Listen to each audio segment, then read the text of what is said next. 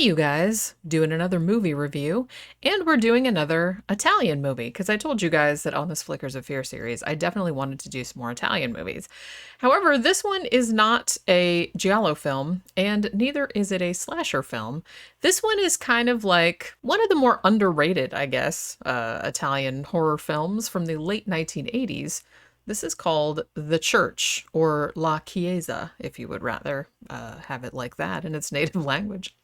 So this was directed by Michele Soavi, who probably best known in the US for doing Stage Fright, the slasher, which came out 1 or 2 years prior to this movie, and also for doing one of my favorite Italian horror films of all time, Cemetery Man, or Della Morte dell'Amore if you prefer, which came out in 1990 with Rupert Everett. And we did a movie retrospective on that a while back, so if you want to go listen to my thoughts on that, you can go see that as well. Now, Michele Soavi was an actor as well. He was in Stage Fright, he was in the first Demons, which I'm going to get into because this movie has like some ties to that film franchise. He's kind of like one of Dario Argento's proteges in a way, and he and Dario Argento actually kind of co-wrote The Church, and Dario Argento also produced it, so he did have a hand in it. Now, initially, The Church, or the movie that would become The Church, rather, was supposed to be the third in the Demons series. Demons being the first one famously, which is actually very good, and I'll get around to it in a little while, but it's one where everyone's kind of trapped in a movie theater, everyone's turning into demons, and it's super gory, super fun, that kind of thing. And that was directed by Lamberto Bava. And then, so they made a second one, Demons 2, obviously. And Lamberto Bava, I guess he wanted to do a third one. And I guess, I don't really know, but I feel like Dario wasn't too jazzed about it, or he wanted to go in a different direction. Basically, he was saying, nobody really wanted, other than Lamberto Bava, nobody really wanted a third Demons film. Like, the studio wasn't asking for it. I didn't want to do it. And so basically, Lamberto Bava eventually went off to do some other shit. He was doing like some TV movies after that time. So Dario, they kind of had a script for what would become Demons 3. I think it was supposed to initially take place on an airplane, of all things. These motherfucking demons on this motherfucking plane. That's essentially what it was going to be. But then after a while, he was just like, no, we don't want to do that. So they brought in Michele Soavi, who, like I said, is kind of Dario's, one of his proteges. And Michele Soavi was kind of like, I kind of want this to be, it can still have demons in it. It can still have that sort of vague idea.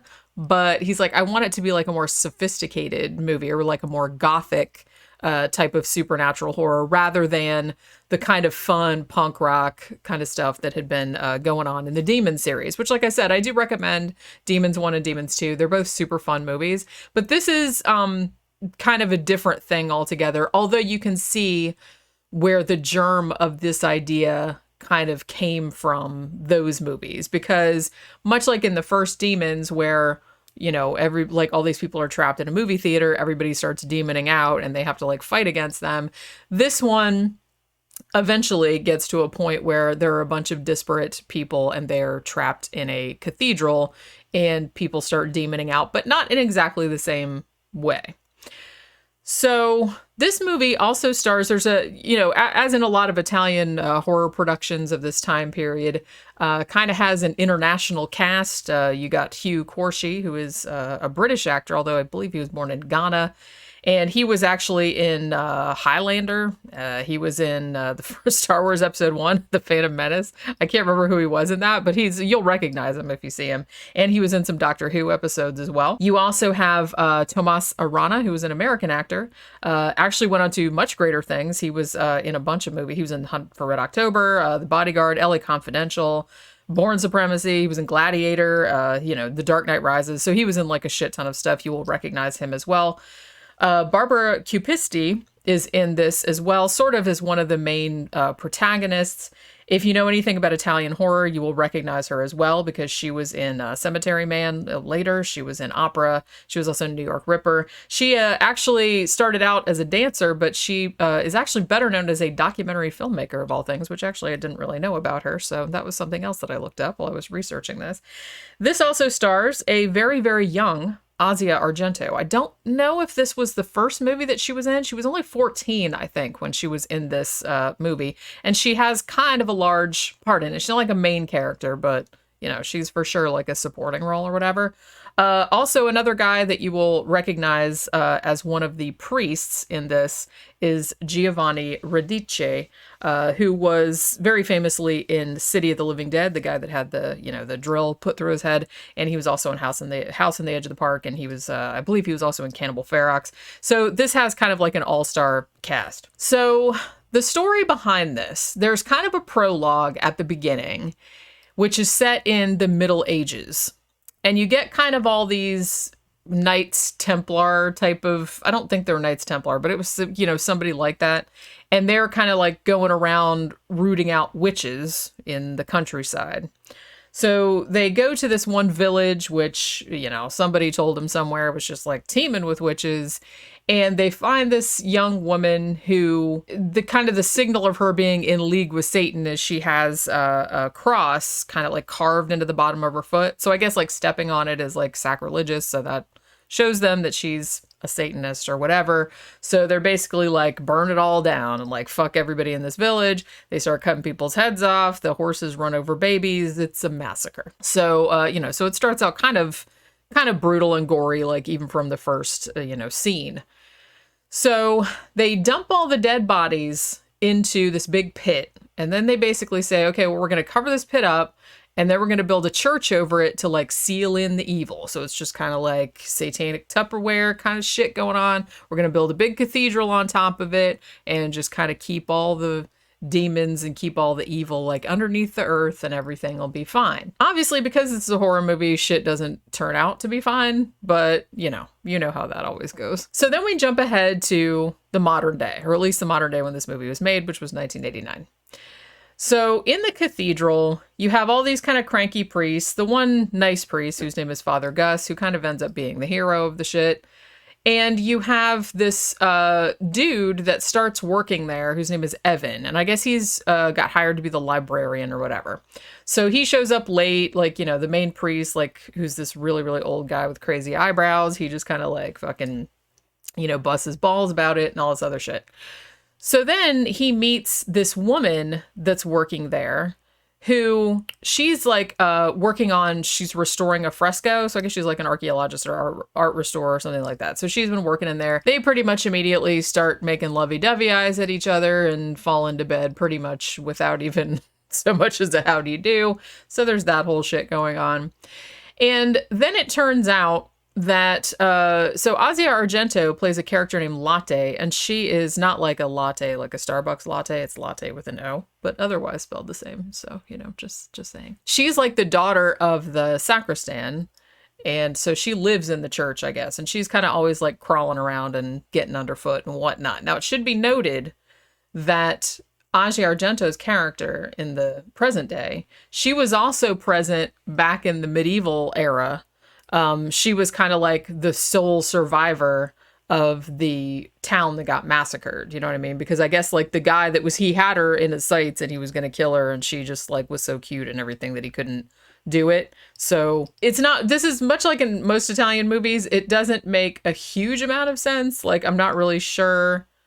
I don't know. It's just like a weird thing, but we'll get into that. So she's, you find out later that she's kind of like, it's sort of implied that she might be like the reincarnation of that little girl from back then, but I don't really know if that's a good thing or bad thing. I don't know. It's just, it doesn't make any sense. But like I said, this is an Italian horror movie. Don't worry about it. And honestly, I will say that this one looks, if you've seen Cemetery Man, you know, which I feel like a lot of horror fans have seen, maybe this one not so much, but Cemetery Man is fucking gorgeous. It's like beautiful to look at. And you can really tell, I mean, Michele Soavi has this really, I mean, his eye for filmmaking is just like amazing. So this movie just like drips with fucking atmosphere. And the cathedral that they shot it in, I think was in Hungary, if I'm not mistaken. And it's just gorgeous. So like all the interiors are gorgeous. Like all the shot framing is gorgeous. This is a really, really nice looking movie. It just got released on Blu-ray a couple years back. I think a company called Scorpion did it. So if you really want to see it kind of in all its glory, then I would recommend getting that, because this is a really, really visually arresting film. So basically what you have, like, for the first hour or so of the movie, now I will say that even though there's some kind of brutality and stuff in the beginning, like in the medieval prologue or whatever, with, you know, horses running over people's severed heads and whatnot, then for about the next hour of the film, because this movie's about hour 45 minutes, something like that, it's a little bit kind of slow, but that didn't really bother me because it was kind of cool and atmospheric and everything. And it had like a little bit of a, you know, we're uncovering secrets kind of vibe, you know what I mean? So I kind of liked that. So Evan and the art restorer, whose character name escapes me at the moment, but she was, I'll just call her Barbara because that's the actress's name, even though that wasn't her name in the movie. So she's kind of like poking around doing her restoration jazz, and she finds this little bit of parchment like in the wall, and it looks like it has some kind of weird like secret code on it or something like that. And Evan gets like super obsessed with it and like trying to figure out what it says. And then he realizes it's all backwards, Latin or something like that. And he figures it out. So the thing that he reads on this parchment basically says something about like the stone. What is this? The stone with the 7 eyes or something like that. So while he's poking around like down in the catacombs or whatever, he finds like this big, huge, like cement, like, you know, stone cross. It's like embedded into the floor, and embedded in the middle of that is this kind of round stone thing that has sort of a goat head with 7 eyes on it. So it's, and then he kind of like turns it, it's essentially like a manhole cover pretty much. And he pulls it out, and there's this big, just, it looks like a black void down there. And you're meant to assume that this is where the demons come out. And indeed, that is what happens. So there's some kind of creepy shit that happens early on.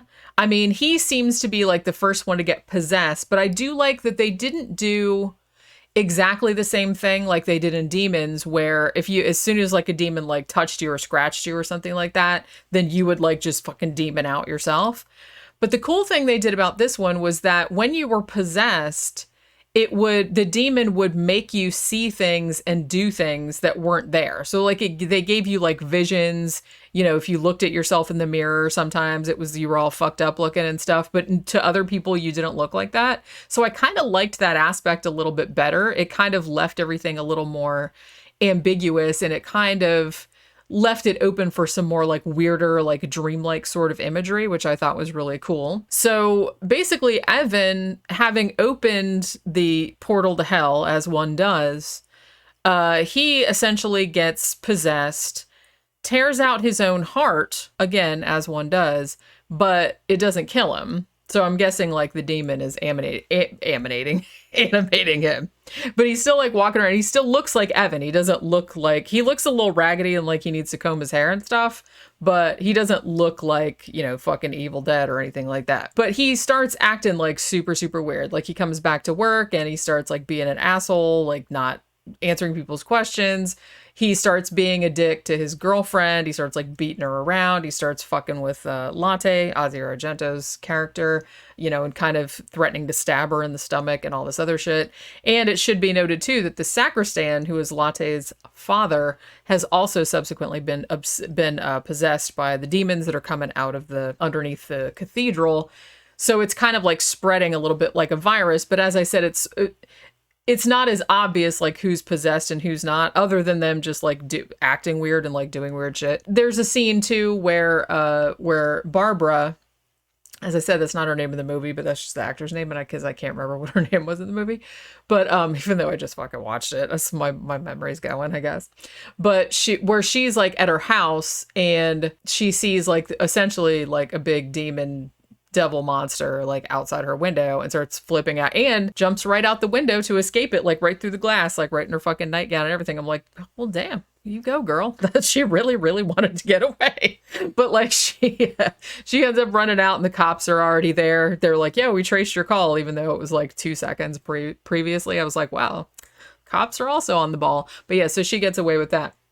So you kind of have that kind of shit going on.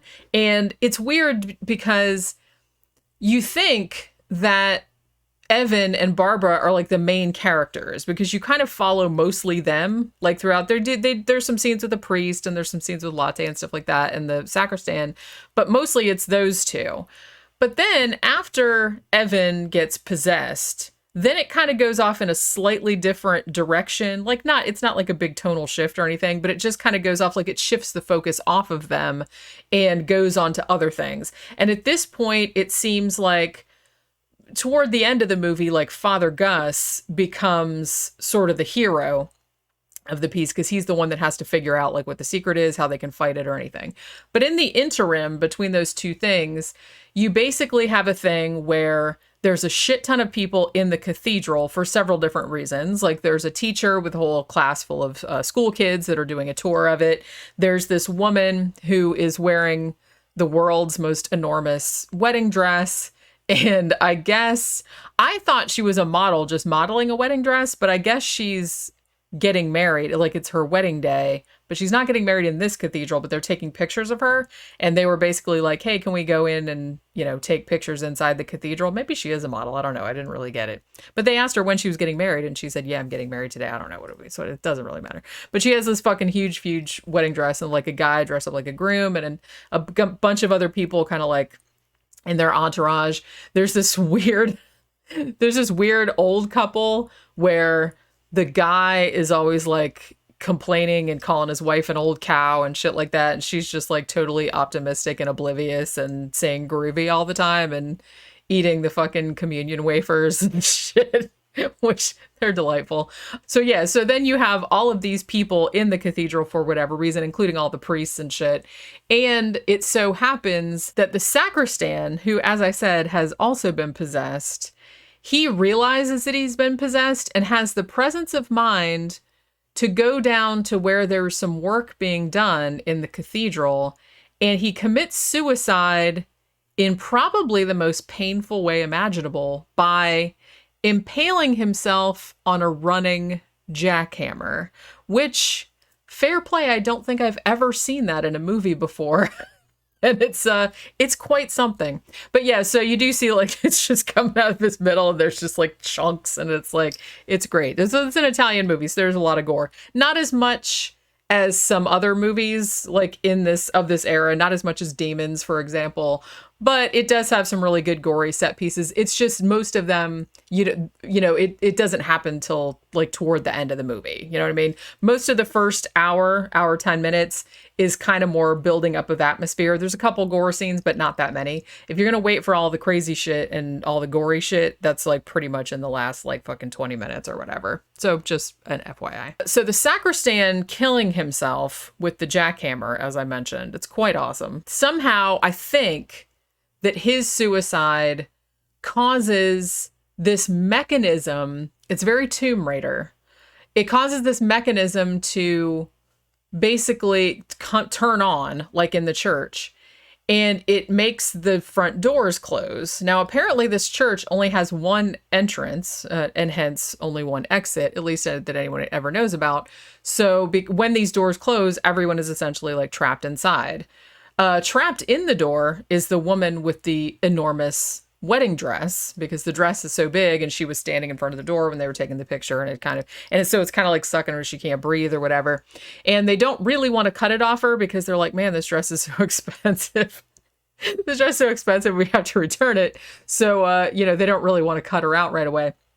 So there's that whole issue. So during this scene where everyone's trapped in there, everybody slowly starts getting possessed, because like the sacristan like runs through there and he like scratches a couple people, much like in Demons where you get scratched or whatever, and then that like demons you out. But so some of those people start having visions as well. Like this one guy, there's also like a teenager, like a pair of teenagers, like a couple, or they're not teenagers really, they're probably in their 20s, but they were on their way to a concert and they ended up in the cathedral somehow, like to make a phone call, or I don't know. And he sees his girlfriend naked, like in the arms of this big demon, like a big demon gargoyle looking thing, who I think is Evan painted green with big wings, now that I'm thinking about it. But yeah, I'm not real sure. But yeah, so he sees that.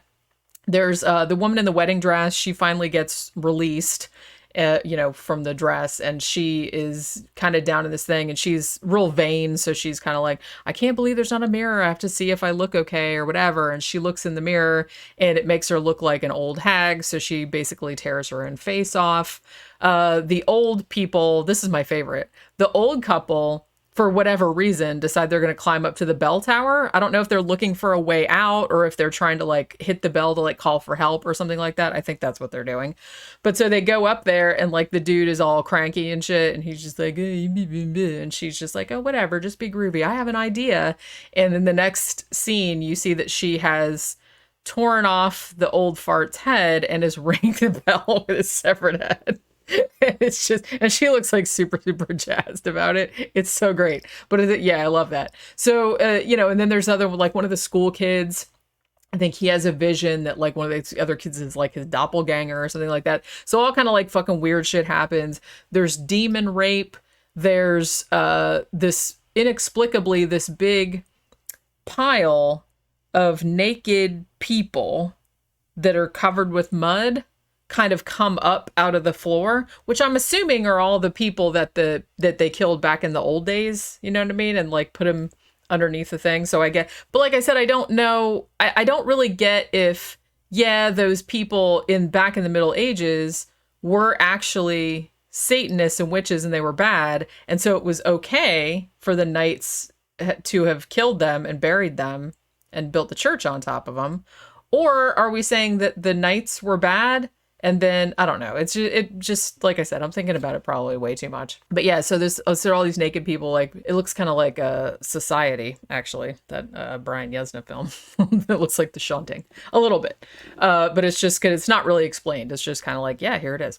So it turns out that what you have to do is that when this church was built initially over the Satanists' mass grave or whatever, the architect, who is the only person whose tomb is in this church, which they kind of refer to a couple of times during the movie, they ended up killing him, like the knights or whatever. They ended up, after the church was done, they ended up killing him and sealing him in a tomb. And he has this like scroll or whatever that's like in his mouth. And then there's this other shit that's in his mouth that's like a mechanism. And they're basically like, if somebody ever dicks around and opens the cross thing with the stone with the 7 eyes on it and lets the demons out, then somebody needs to go into the architect's mouth in the tomb, turn this little crank that's sticking out his like skull face, and bring the whole cathedral down to keep the demons from escaping into the wider world. Now, there is kind of a thing between Father Gus, who is a good guy and he's like the hero, and the cranky old crazy eyebrow head priest dude, who for some reason he finds out about it because he finds like the scroll or whatever that was hidden. And he's like, well, I think it's a good idea though, like for the demons to get released in the world because the world sucks. And I think that they're getting what they deserve, motherfuckers. So he's just going to not do anything. And he's going to let the demons out the church and just like run rampant all over the world because he thinks everybody deserves it, like it's judgment or whatever. So Father Gus is like, yeah, I don't like that idea too much. But basically, so what he has to do is he's just going to have to bring the whole cathedral down and kill everybody in it, or everybody that can't get out, just to keep the demons from escaping. I forgot to mention too that another great scene, like when everyone is trapped in this cathedral and, they're trying to get out and there isn't really another way out, is that the couple, they managed to find this sort of like way down to this well or whatever, but then they're like, oh, well, this is a dead end and we can't get out. But then they find out that it's like, oh, there's, a space under the floor. And it's like, maybe the floor falls so we can get out that way. So they do. And like the floor kind of crumbles under them. And they're like, woohoo, there's like a way out. And then they're just kind of hanging there in space. And it turns out that that space under there is a subway tunnel. So like the woman, she's hanging under her boyfriend's hand, like, oh, don't drop me. And then like a train comes and splat. And it's just, I really like that effect because I like that they didn't just make it look like a big splattered, like a big splattered lasagna or whatever, like on the front of this train. It's like, it still kind of looks like a face, but it looks like I don't even know what it looks like it's made of. It's like really, really hard to describe because it still like looks like a face, but it's like, you know what I mean? It's like over the glass of this thing. It's so awesome. But yeah, I love that. And I forgot to mention that happened as well. Because everyone, like I said, is trying to find a way out of this church because apparently there's only one door. So Father Gus ends up, he doesn't actually push the old priest fart out of the window, like to his death, but it just kind of happens anyway. It's sort of like an accident. So, but win-win. And Father Gus decides, okay, well, I have to go down and go to the architect's tomb and, turn the crank and bring the whole fucking thing down on everybody to keep the demons out of the city, which he is apparently successful in doing. Now, the only person that survives all this, because everybody that was in the church that didn't manage to get out all got smushed. Okay, so there was that whole, so everybody dies at the end, pretty much. Spoiler alert. But the only person that gets out is, again, Ozzy Argento's character, Latte. You see at the end that the cathedral, it didn't completely fall apart because, they're filming. They're obviously not going to knock down a real cathedral like for a movie. And the one they were filming in, like I said, was in Hungary. But they did manage to find one that was kind of like ruined or like crumbling or whatever that was in a different part of, I don't know where that one was. But so they're showing that one as though, hey, the tower is still there, but they're going to rebuild it. And there's all this kind of like fucking caution tape and the shit around it. And then at the very end, you see that Latte she kind of comes to the ruins and she sneaks in through the fence and she leaves some flowers there. And it has like a picture of her mom and dad. Like her dad was the sacristan and her mom worked at the church too. So I guess they had an apartment in there and she lived there. So she's like, you're led to believe that she left the flowers there for her parents who died when the cathedral fell. But then she finds the stone with the 7 eyes on it, right? And she's like, I kind of wonder this. She like does all the dirt off it or whatever. And then this big truck goes by and it kind of pops off. And then there's like this big shiny blue light in there, which is the same thing that happened when Evan first found the shit, like when the big cross fell out of the floor or whatever. And then she looks in there and and then she smiles. So is Latte, even though she's the one that helped Father Gus figure out how to smash the cathedral, I mean, you would think if she was a bad guy, like if she was one of the original Satanists, or if she was like a reincarnation of one of the original Satanists, you'd think that she wouldn't want the cathedral destroyed because she would want the demons to run around all over the earth, right? I mean, that's what you'd think. But so I'm not really sure if she's supposed to be a good guy or a bad guy, because she did help Father Gus. Hey, let's, you have to go down there to the tomb and like destroy the cathedral so the demons don't get out. And then she knew a way out because she'd lived in the cathedral her whole life. So she got out. But I don't know. So at the end, she just was like smiled. So maybe it just means she's possessed, or I don't know. Like I said, I'm thinking about this way too much and it's an Italian horror movie, but that's just kind of what I do. But yeah, so this one, if it's not a giallo movie, like I said, it's not a slasher, but if you like kind of real atmospheric gothic sort of horror, spiced up with liberal amounts of gore, which this actually does have. Although, like I said, you got to wait till like the last 20, 30 minutes before it gets real crazy and gets real gory and stuff. This is not my favorite movie of Michele Soavi's. That would be Cemetery Man. And actually, I think I even like Stage Fright a little bit better. Well, I don't know, though. I like Stage Fright as well. That's more of a slasher. That's kind of a classic. And I feel like this one was made in between Stage Fright and Cemetery Man. I think he also made another one called The Sect, which is kind of similar to this one, but I haven't seen it in a long time. But I might get around to that one eventually as well. But yeah, so this one is a little bit of a different thing. It's kind of like Demons in the sense that it's a bunch of people trapped in an enclosed space with demons possessing people, but there's a little bit different kind of vibe to it. It's more of like much more atmospheric, much more gothic, that kind of thing. I've seen a lot of people compare it to John Carpenter's Prince of Darkness, which it definitely does have that kind of vibe to it. It doesn't have like that scientific veneer over it like Prince of Darkness has, but I can definitely see the similarities. And John Carpenter was a big fan of Italian movies, particularly giallo movies, and Prince of Darkness has a little bit of a giallo vibe to it and a little bit of a giallo look to it. So if you like Prince of Darkness, you might like this one as well. Like just kind of, they're not super similar, but the vibe is kind of the same, if you know what I mean. It's just kind of like, I don't know, there's something about it that's kind of similar. So and if you're kind of new to Italian horror, this isn't where I would start, but it's a really, really good, and I think underappreciated sort of second tier Italian horror, particularly Italian supernatural horror. If you like demons, you might be a little disappointed because this one's not like as crazy or as fun as that one, because I feel like Demons and Demons 2 are kind of more like just wacky fun, more Evil Dead type of things, whereas this is more kind of like a serious, gothic sort of thing. But if that sounds like something that you would like, then by all means check it out. Like I said, there's a Blu-ray that's out from Scorpion Releasing, I think they're called. But if you are a cheap motherfucker like I am, you can also watch this movie as of this recording for free on Tubi with commercials, but not that many. So if you just want to check it out one afternoon and you don't have anything better to do, then head on over to Tubi.tv and watch it. And yeah, it's a pretty decent entry into the Italian horror genre. So check it out if you haven't seen it. And that'll do it for this Flickers of Fear, and I will see you guys on the next one. Bye.